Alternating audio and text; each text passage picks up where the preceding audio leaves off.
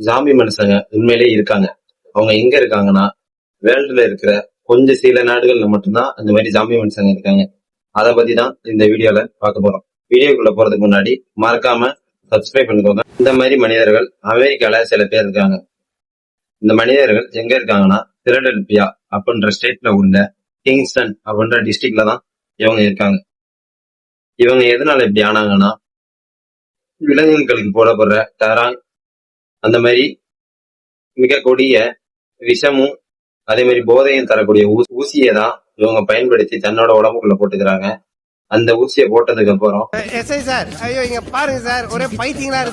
இவங்களால எந்திரிச்சு நடக்க முடியாது, சரியா நிக்க முடியாது, ஜாம்பி போலே நடந்துக்குவாங்க.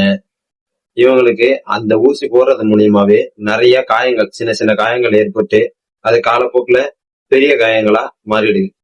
இதனாலேயே அவங்க அங்க உள்ள ஜாம்பி மனிதர்கள் அப்படின்னு சொல்றாங்க.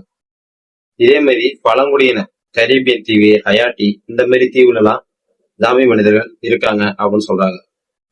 இதுக்கு என்ன காரணம்னா, அங்க உள்ள பழங்குடியின மக்கள்ல மந்திரவாதிலாம் இருப்பாங்கல்ல, அவங்க சாதாரண மக்களுக்கு மூலிகைகளையும் ஒரு மீன்ல உள்ள நியூரோடாக்சின் அந்த விஷத்தையும் கலந்து கொடுத்துருவாங்க.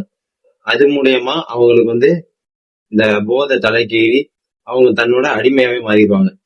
ஜப்பான்கார என்னென்னமோ கண்டுபிடிக்கிறா, நாய் எதை கண்டுபிடிச்சிட்டு வந்துக்குது. இத அங்க உள்ள ஆராய்ச்சியாளர்கள் பரிசோதிச்சு பார்த்தப்ப மூலிகையிலையும் மீன்லையும் தான் அந்த மாதிரி இருக்கே தவிர மனிதர்கள் மேல எந்த இதுவும் இல்ல, தொற்றும் கிடையாது அப்படின்றாங்க. அவங்கள அடிமைப்படுத்தி தன்னோட சேவகனாவே வச்சுப்பாங்க. ஜாம்பி உலகம் உண்மையிலே இருந்தா எப்படி இருக்கும்? கமெண்ட்ல சொல்லுங்க.